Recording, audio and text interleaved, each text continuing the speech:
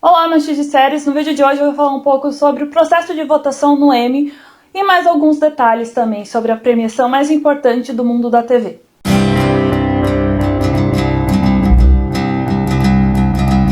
Antes de começar o vídeo, peço aqui, como sempre, para você já deixar o seu curtir, também compartilhar o vídeo com os amigos, familiares, com os animais de estimação, com todo mundo. Além, claro, se inscreva no canal, que é bem importante. Já peço aqui também para você seguir, curtir, compartilhar as redes sociais, que estão tudo na descrição abaixo. E também, se possível, seria muito do meu agrado se vocês acessassem o site, que também está na descrição, que tem mais notícias, resenhas, dicas, muita coisa acontecendo nesses próximos meses, beleza? Bom, como eu falei, eu vou falar um pouco sobre o Emmy como um todo, principalmente porque depois que foi anunciado as indicações, teve bastante polêmica, como sempre teve, só que eu acho que é um ponto interessante para se tratar. Em algumas semanas a gente vai conhecer, em alguns dias a gente vai conhecer os ganhadores da edição 72 do Emmy, do Prime Time. É importante lembrar que é do horário nobre. E somente nesse ano aumentou o número de indicados em algumas categorias, principalmente de atuação, que aumentou para 8, até 8 indicações. Antes era até 5, depois 6 e agora 8. E isso impactou que foram submetidas 15% a mais pessoas para tais categorias. É importante também falar antes do processo, antes desse processo de submeter, do lobby e tudo mais.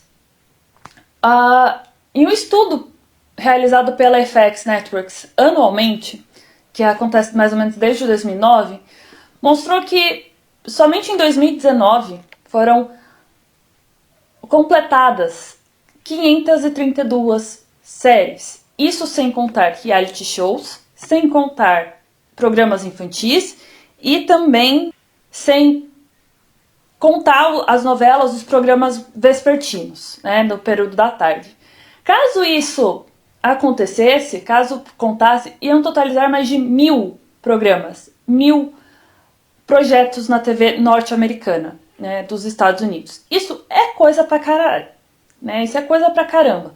E parte disso tem, é claro, um grande porquê, que é a entrada, principalmente, das plataformas de streaming, que em 2009, 2012 mais ou menos, o presidente da FX falava que ia começar a diminuir, tudo mais, só aumentou. As plataformas de streaming nos Estados Unidos não dá para contar aqui no Brasil, porque também tem outras, e são outras legislações, mas vamos lá. Nos Estados Unidos temos Netflix, HBO Max, que foi recém-lançada, a Peacock, recém-lançada, Apple TV Plus, Disney Plus, a CBS All Access, o Prime Video, o Hulu, por enquanto. Então são 8 no total. Tem ainda as cable, que é a cabo, que é aquelas coisas geralmente igual aqui, TV a cabo por um preço. Toda a linha da HBO, toda a linha da Showtime, toda a linha da TBS, do Comedy Central, da AMC, Bravo, canais Discovery, os canais infantis como Disney, Nickelodeon e tudo mais, é tudo cabo lá nos Estados Unidos. Isso para citar alguns, porque ainda tem muita coisa. Tem tem a Pop TV atualmente que está crescendo, com Schitt's Creek e One Day at a Time. Tem a Telemundo, que é voltada principalmente para o público hispânico, para o público latino. Então tem ainda muitas aí por aí, A CNN, que faz também algumas produções e tudo mais. E é claro, nós temos as abertas, que é a ABC, a CBS, a CW, a NBC e a Fox, e além da PBS, que é um negócio mais público, quase tipo a cultura aqui em São Paulo, aqui no Brasil, então, ou a BBC na Inglaterra. Então, é canal para um caramba também.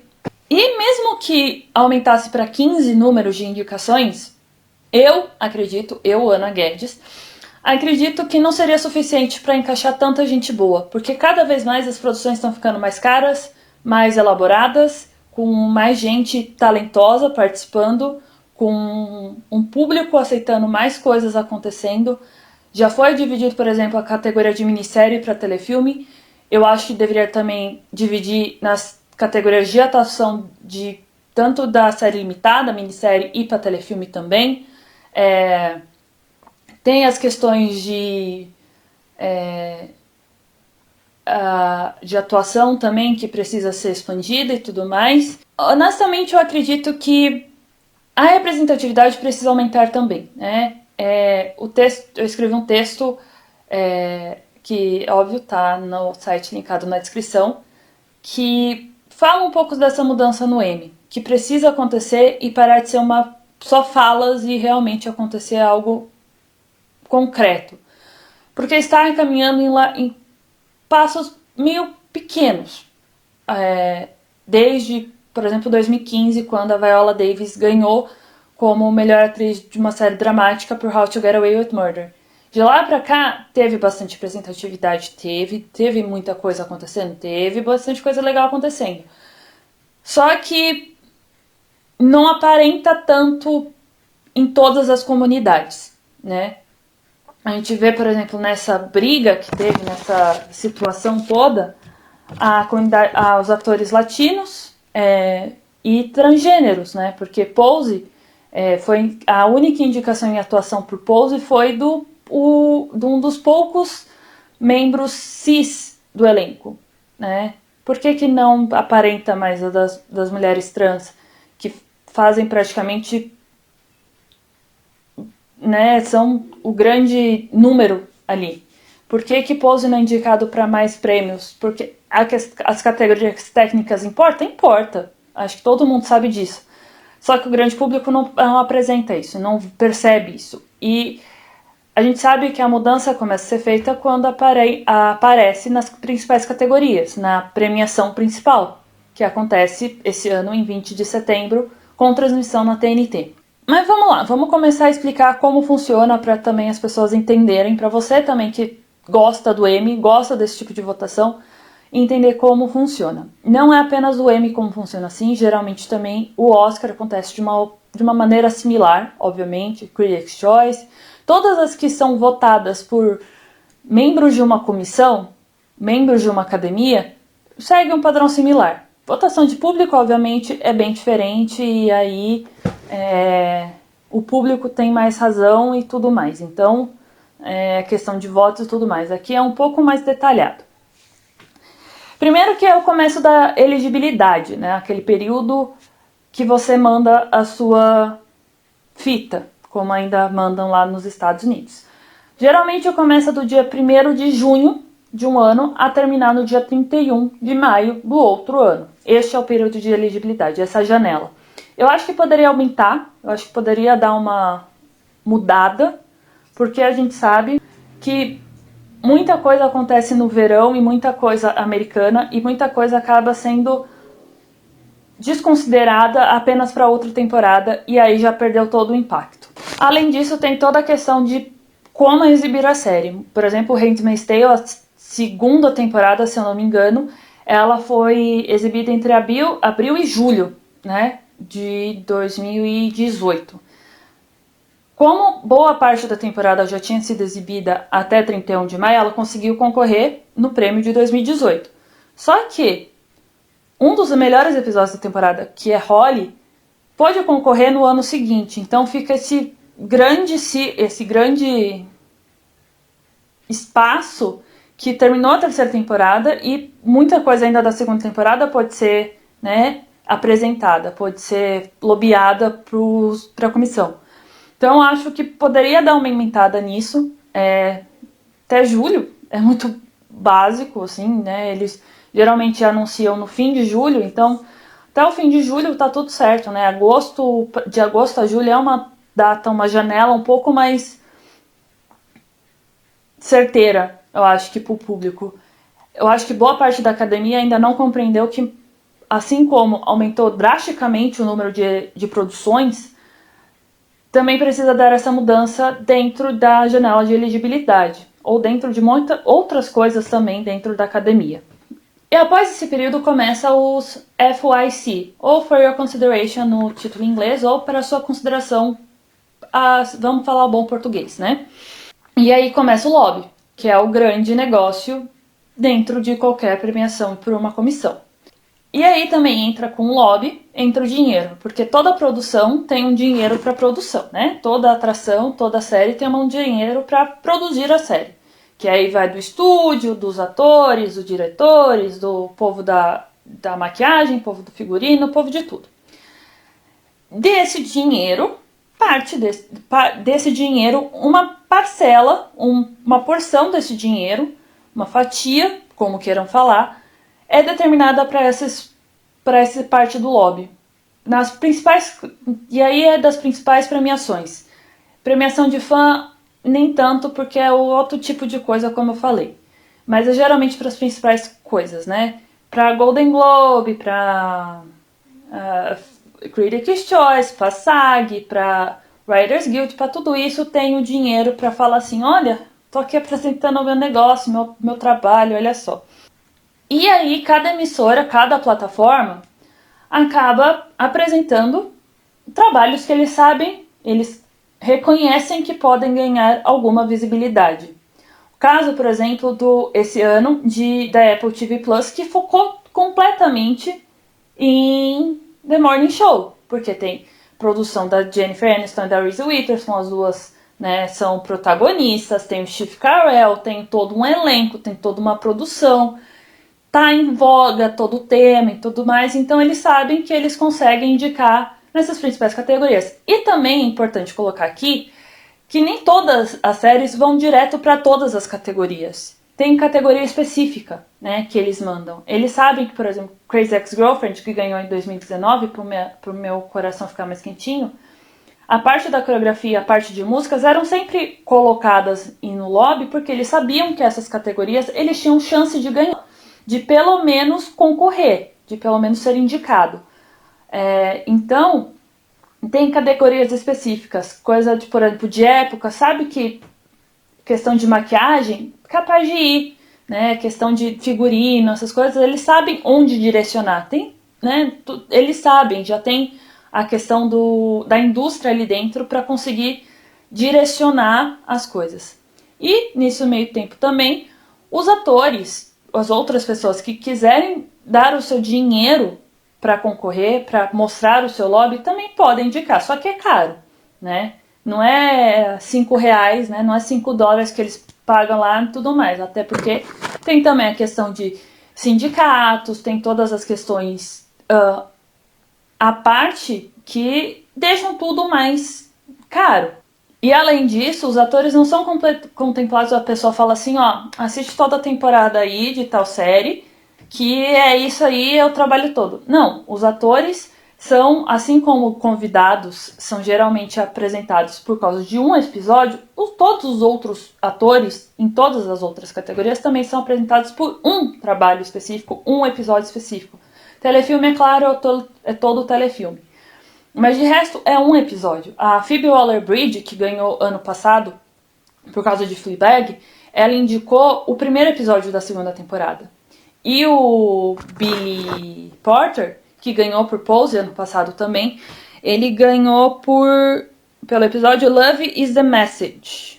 E, além de tudo isso, tem baita toda a estrutura, tem muitos atores, como o elenco de Modern Family, que se considerava um elenco de ensemble, né, de um grupo, só queria concorrer nas categorias de coadjuvante, porque sabe que todos ali têm a mesma participação. Então, Friends, se eu não me engano, também fazia isso. E outros atores também, né? E outras categorias também, eles sabiam que era ensemble, então é ali que tudo mais. Então, são detalhezinhos que as pessoas esquecem às vezes. Tá, passou tudo isso. E aí? E aí que começam as questões de votação. E aí que tem todo o período de junho a julho para votar, para ter os indicados. Aí de julho até o comecinho de setembro é toda a situação para mandar os votos. Aí tem toda, por exemplo, tem o prêmio do júri, tem todos uns prêmios especiais, e principalmente esse ano que tá que a pandemia zoou tanto a cabeça das pessoas, tem ainda um outro agravante, entre aspas, que, por exemplo, o Creative Emmys, que acontece uma semana antes, em 2 fins de semana, foi estendido a 5 dias na semana, em tudo online, tudo em live. Então, é outro negócio. Então, tem muita coisa acontecendo, né? É muito detalhe que ali de lobby, de determinações e tudo mais que ainda gravam como o M vai ser realizado. Só que aí também entra o ponto de, por exemplo, falarem como eu falei, da comunidade transgênero, dos negros ou de outras pessoas, de outras, até mesmo de outras etnias dentro que participam dentro do M, atores latinos, atores africanos, atores europeus, por exemplo. Por que o Sherlock, por exemplo, ou Downton Abbey eram tão nomeados? Porque passava na PBS, né? Eles comentam ali, por que tem, por exemplo, Dark não é indicado? Porque eles sabem que no Emmy Internacional é mais provável que vá do que esse Emmy, né? As questões britânicas, as produções britânicas têm, como são puxadas pela BBS ou pela BBC América, acabam que são mais abraçadas, as outras nem tanto. Então tem muitos detalhezinhos que aí a gente fica precisando ver essas mudanças dentro do corpo de votantes do Emmy. Esse ano, quando os indicados foram anunciados no fim de julho, falaram que em quase 23 mil pessoas, quase 23 mil votantes. Só que não apresentam quantos são negros, quantos são brancos, quantos são mulheres, quantos são homens, quantos identificam-se na comunidade LGBTI, quantas pessoas se identificam com tal, quantas pessoas tudo mais. São números como o GLAAD, associações de premiações da NAACP, que é da comunidade negra, e outras, tem esses números, né? É só retirar esses números, não é tão difícil. E não adianta, por exemplo, uma minissérie como... Quer dizer, adianta um pouco, mas precisa mostrar esses números para a gente entender melhor como está sendo esse processo. Porque a gente sabe que, por exemplo, a academia, tanto televisiva quanto a do Oscar, continua extremamente patriarcal, extremamente machista e extremamente branca, né? Extremamente de pessoas mais velhas. Quantas pessoas de outros círculos sociais se encontram no corpo de votantes hoje? Porque senão vira uma hipocrisia, tá vendo que a gente está aqui celebrando a diversidade? Tem aqui a sua cota do negro, tem aqui a sua cota do gay, mas não indicar mulheres... Indicou, mas a Laverne Cox foi indicada? Foi indicada corretamente. A Laverne Cox tem que ser indicada em tudo. Tá aqui tá aqui o meu troféuzinho pra ela. Mas não é, é uma. Entendeu? É uma pessoa. É um negro. É o Rami Malek uma vez, que é o Egito, que tem uma descendência egípcia. É uma pessoa disso. É um. Entendeu? Aquele grãozinho de areia, dentro de outros tantos grãos de areia. Então, o resumo da ópera o M é complicado, mas tem como facilitar um pouco mais. Eu espero muito que em 2021 eu não precise estar fazendo esse vídeo, eu não preciso ficar reclamando dentro do M. Porque realmente eu não quero ficar mais reclamando, eu quero só falar, eu acho que isso vai vencer e tá bom. Eu quero olhar, por exemplo, uma categoria como a de melhor atriz em minissérie ou telefilme e ficar muito feliz, entendeu? E ficar, putz, é a categoria mais acirrada, ao meu ver, né? É uma categoria que invoca muita coisa. E eu quero muito que isso aconteça mais vezes. Eu não quero... É óbvio que sempre vai ter o que foram esnobados. Sempre vai ter. E enquanto o M não, priorizar, sei lá, colocar 20 pessoas, o que eu acho muito difícil, porque não tem como colocar 20 pessoas, 20 atuações boas, 20 produções boas. A gente sabe quais são, mas é uma questão muito mais... Aquela questão de a academia tem seus preferidos. A gente sabe, por exemplo, no meu ver, Big Little Lies da segunda temporada é muito aquém do esperado. Mas a Meryl Streep vai estar lá. E é bem capaz da Meryl Streep ganhar porque ela é Meryl Streep. Não que ela tenha feito um trabalho ruim. Mas, comparado à primeira temporada, a segunda temporada de Big Little Lies foi bem... Foi ok, não foi o negócio que foi a primeira temporada. Então, tem muitos desses detalhezinhos também que a gente tem que começar a pegar esses detalhes, né? Não é só questão de isso é bom, isso é ruim, até porque tem muita coisa underground mesmo, tipo aquelas coisinhas brutas que a gente não tá escondido.